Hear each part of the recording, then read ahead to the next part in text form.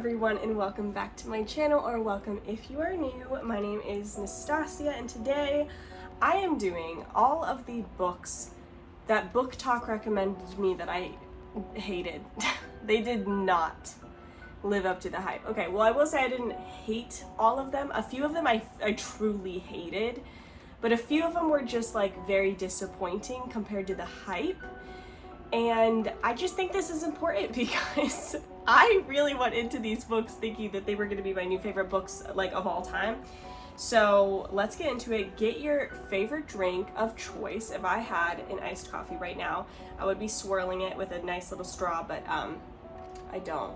Is that a spider on my blinds? Unsettling. Okay, so the way this is going to work is I'm going to tell you the title, the genre, and then I'm going to tell you the little blurb about it and then why I hated it. I'm not giving spoilers. So if you end up wanting to read any of these books, despite my recommendation, you can rest easy, there won't be spoilers. The first one is The Maid by Nita Prose, I believe it is. The Maid is about a girl who I believe she is meant to be on the spectrum. When I looked up all the stuff about it, that was pretty obvious that the author was trying to make the main character on the spectrum, which I think is amazing. Sorry, I didn't even give the genre. I believe that this is mystery. Young adult mystery. Hold on, I can... apparently this is a mystery thriller. Sorry. Okay, anyway. This is about a maid, Molly, who she's on the spectrum, and she works at a hotel, which works really, really well for her because she is obsessed with cleaning and she loves things being clean. While she's there, a murder takes place, and it's kind of like up to her to solve it. You'll kind of figure out why, and you know, there's friends involved and different things like that. Let me tell you how disappointed I was in this book. Well, first of all, this was my bad. I confused this book with The Housemaid. And apparently they're extremely different. So I was waiting and waiting and waiting for like the craziest plot twists, and there was none. I actually did not like how I felt like, and I saw other reviews say this too, I felt like the author made Molly like an idiot. And I felt like that was a little bit insulting because people on the spectrum are still very smart people. Like, they're still very, very intelligent. And I just felt like, as somebody said in a review, and I agree with this, the whole book, there's like this like idea of Molly being like, are you laughing with me? Are you laughing at me? And it kind of felt like the author was writing her in a way that she was laughing at Molly, like the way she wrote her. And I understand that that's not what the author was doing. It just kind of gave that impression, and I didn't love that. I felt like it was a little bit too obvious. I just felt like it was too much. I guess what I mean is I felt like the author gave Molly a very one-note personality, in my opinion. And also the book was so boring to me that I was listening to it on audiobook and I fell asleep. And like, it was in the middle of like the climax part. I gave it a 2 stars. I was really disappointed because some people, this is like their favorite book of all time and they love the character Molly. I couldn't stand her. I couldn't stand, it felt like I was reading like a 6th grade book. I felt like it would have fit better for like middle grade. I don't know. That's just my opinion. Okay, next up, We Were Liars. I actually read this book 2 years ago, 2.5 years ago. This was huge on just everywhere, but especially BookTok like 2 years ago. And hold on, let me look up the genre. It says it's YA psychological thriller. So I would say that is pretty accurate. So the We Were Liars summary, let me just tell you what it's about. Kind of hard to explain without me just like reading this summary. So it says, a beautiful and distinguished family, a private island, a brilliant damaged girl, a passionate political boy, a group of 4 friends, the liars whose friendship turns destructive, a revolution, an accident, a secret, lies upon lies, true love, the truth, We Were Liars is a modern, sophisticated suspense novel, blah blah blah blah blah. So it really just doesn't tell you anything other than these 4 friends, and there's a love interest, and there's a private island with their rich parents. It doesn't really give you much, so I'm not gonna give you much, but that's kind of like the premise. It's intriguing enough to make you think it's gonna be great, and it's not. My biggest issue with this book was not necessarily, like, I felt like the twist was good. I didn't like hate this book, but let me tell you something. This book was very, very sad to me. Like, it was depressing. Like, it full on, I remember I was at my job at the time. I hadn't had my son yet. I think I was pregnant. I was at my day job and I was listening to this book in between my work, and I finished it at work, and I remember just sobbing, but not in like a way that like some books make you cry and it's like sad but good. It's like a good cry. No, this was like a full-on like depression cry. Depressing, borderline disturbing. And if you're okay with that, you might like this book. I didn't have any closure. Like, I didn't feel like there was anything good in the end of this book. All the things you're kind of hoping for throughout the book, like the building up and stuff, kind of come crashing down. And I definitely remember reading it and being like, wow, I regret reading that book. So for that reason, I cannot say I enjoyed it, and I can't say I would recommend it to people because it spiraled me hard. The next one is The Queen's Assassin duology. This is YA fantasy. Listen to me right now. I watched so many videos of like fantasy book recommendations, fantasy books nobody's recommended to you, fantasy books that are so underrated, yada yada yada, and The Queen's Assassin duology was always on it. First of all, I don't know why they think that that's like an unheard of book at this point, because everybody is talking about it for some reason. The summary of The Queen's Assassin just says, when a surprise attack brings Shadow and Cal together, they're forced to team up as assassin and apprentice to hunt down a new sinister threat to Renovia. But as Cal and Shadow grow closer, they'll uncover a shocking web of lies and secrets that may destroy everything they hold dear. Of course, it sounds like every YA fantasy ever, which is fun. The first book, The Queen's Assassin, the first book, wasn't bad. I gave it like a 3-star. It was intriguing enough to keep me going. The second book was easily the worst book I have ever read in my life. It was so bad. And it wasn't like just an opinion thing of like I didn't like where they took it. Like, I'm talking, the writing was so bad. I'm not trying to be mean, but like, I don't get it. It was so bad. The characters were really bad, very one note. Nothing made sense.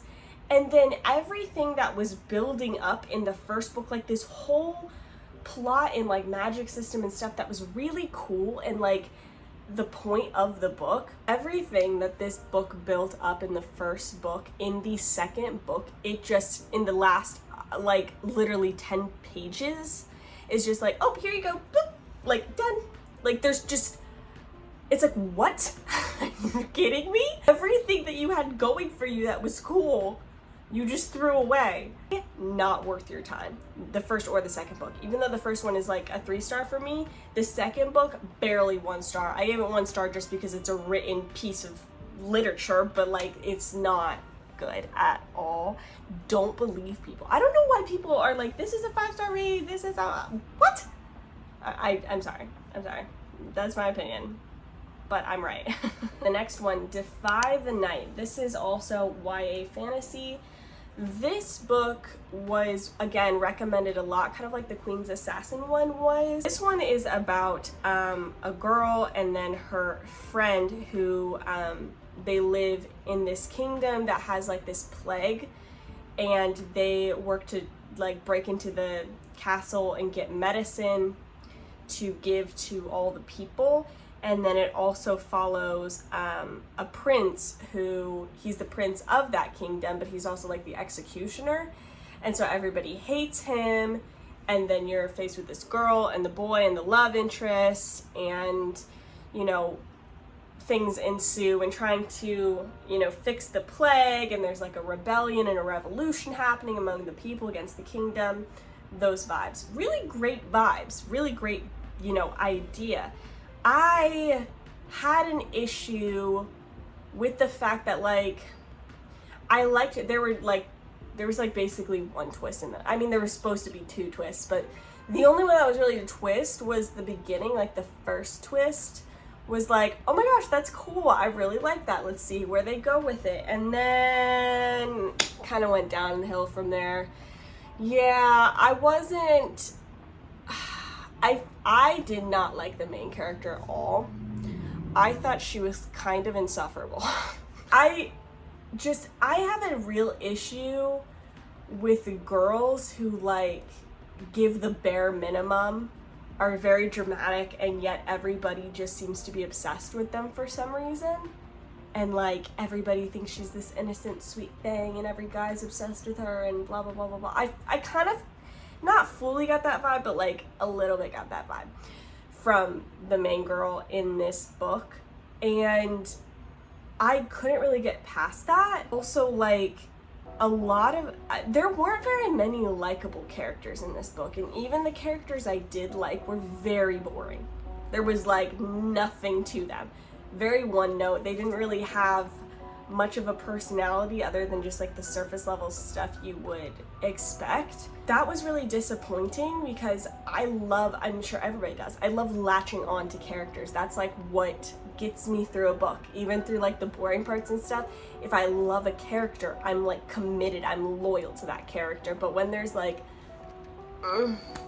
so characters, it's just very difficult for me to give a crap, if I'm being honest. I felt like the ending was so lackluster.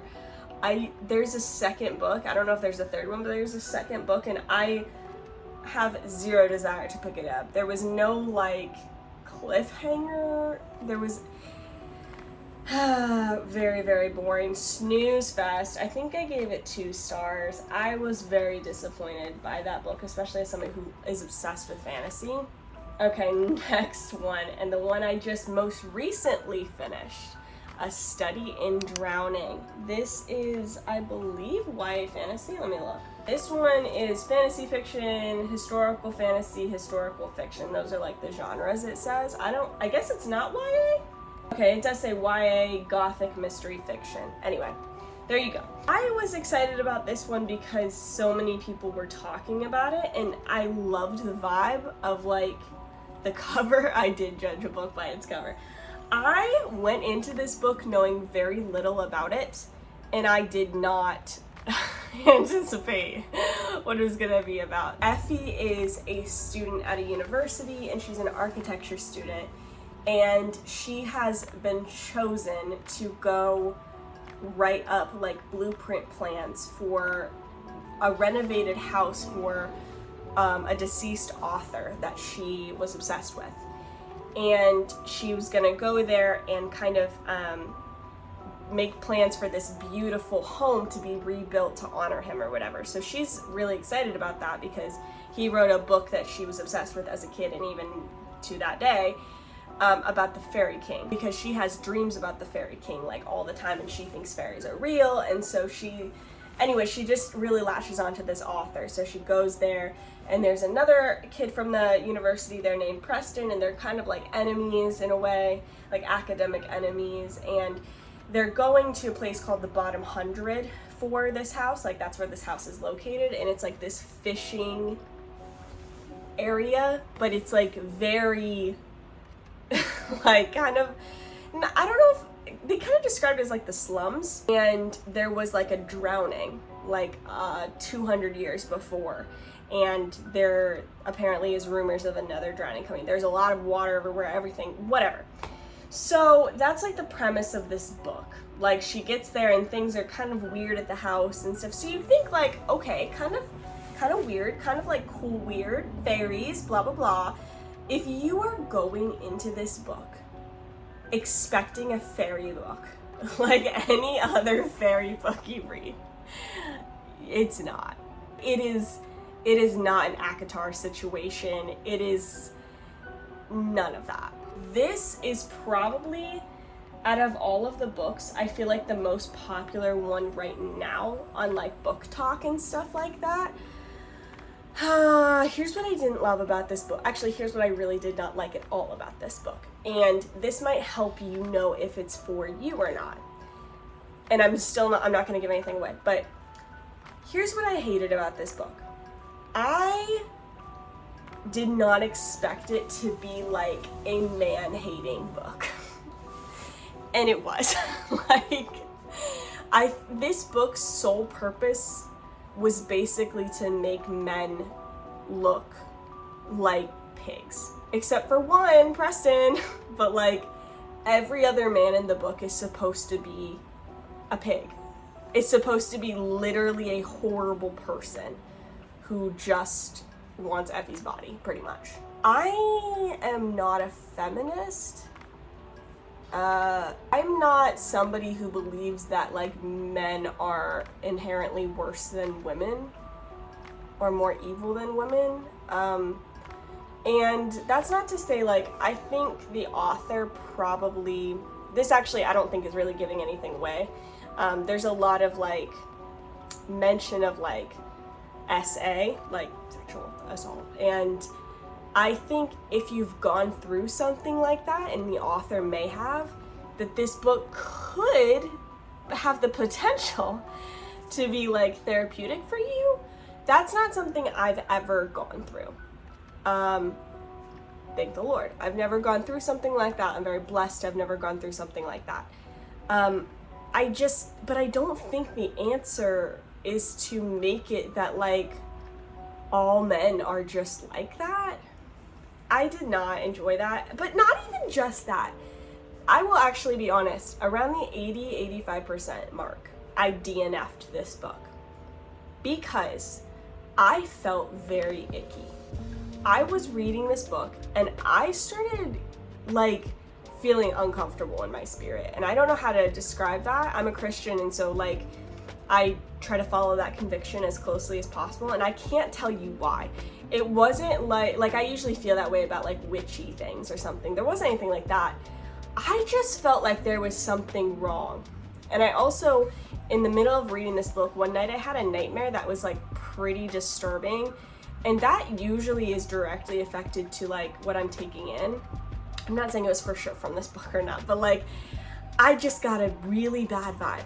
And as somebody who like, I read a lot of books that are mysteries and thrillers and a bunch of different kinds of books, this one giving me that feeling was weird to me, so I followed that conviction. I was like, you know what?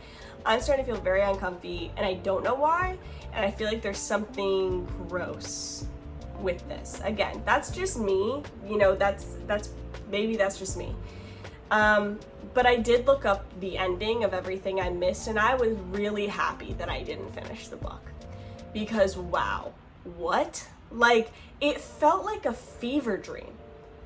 And I remember I explained the whole book to my husband Kai, because I do that a lot of times. I'll give him summary updates of like where I'm at in my books and stuff like that. And as I was telling it, I was like, if this sounds like a fever dream, it feels like a fever dream.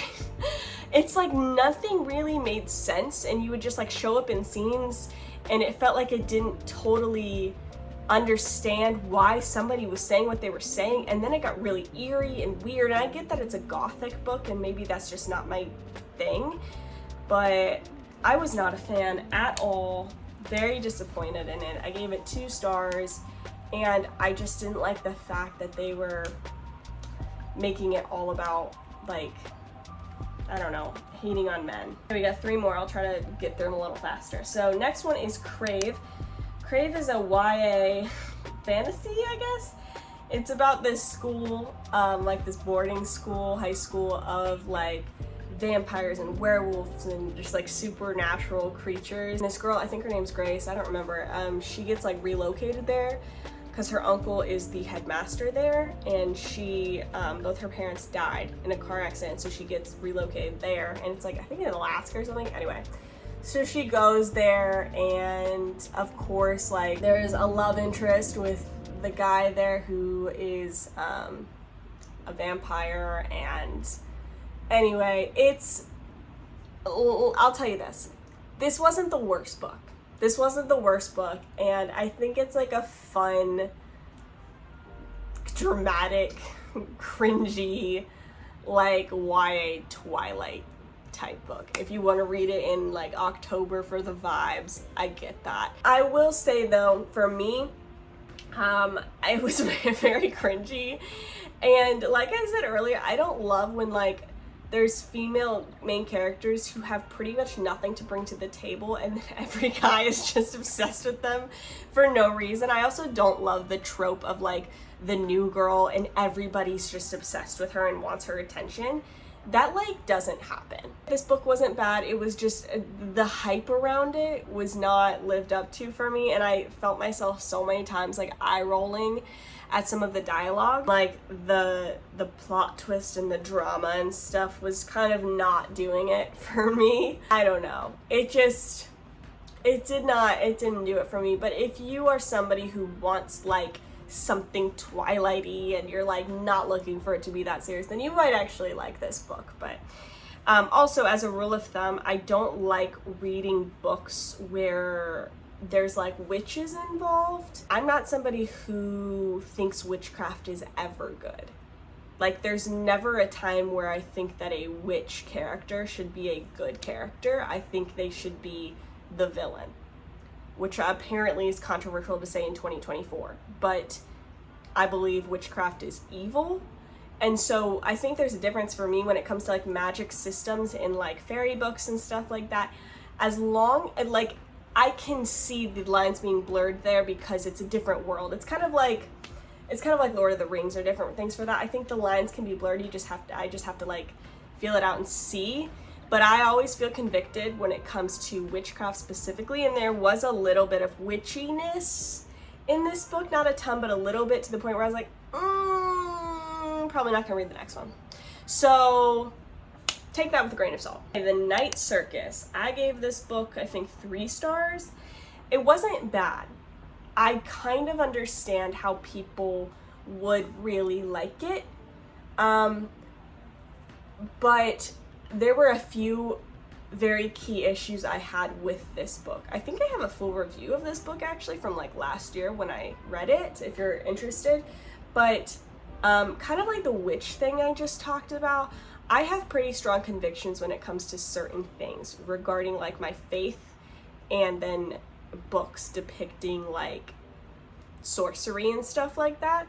There was a huge presence of like tarot in this book. Well, I don't know if I'd say huge. It was bigger than it needed to be because it had no impact on the book. It was just in there to be in there, and I found out later that like the author, she also like sells tarot card decks, and that made me feel very icky, like how it seemed like she was trying to kind of push that in the book. Tarot is very evil. Like, it's not the move. And so I did not like that. I also felt like, I get that like people mostly loved this book for the vibes and like the atmosphere. I'll give you that. It had a cool like circusy atmosphere, but the underlining themes, I was probably overthinking it a little bit, but I didn't love kind of some of the themes that the book was like pushing. I don't know. I'm not going to get into it too much, but anyway, it just didn't live up to the hype for me. It was kind of boring a lot of the time, and I think I was expecting it to be more of like a mystery, a thriller. Not even a thriller, just like more of something. And it was like truly a vibes only situation, and I don't know. A book has to be more than that for me to enjoy it. Okay, and the last book. I don't know if this is still popular. You'll have to let me know down below if this book is still like circulating. The Selection. This was huge. Like years ago when I started reading it, I DNF'd it. I could not do it. Listen, I could not do it. As a person who cannot stand the show The Bachelor or The Bachelorette, not for me. The book is not for me. Now, if you love those shows, I actually think you'd be obsessed with this book. You'd probably really enjoy it. It's like a YA fantasy of a girl who gets selected to go to like the castle with a whole bunch of girls and basically like, I don't even know, like fight for the chance to like be his bride and be chosen or whatever. And of course she's a girl who like doesn't even care about the prince, and of course so that makes him obsessed with her. It's just, you know, all the like normal tropes about that, which I think can be fine and good. It wasn't for me because I cannot stand that whole like bachelor type world. Like I it's probably something up here. I do not like the idea of like a bunch of girls like fighting for the hand of a man. No. Honey girl, you need to wait for a man to fight for you.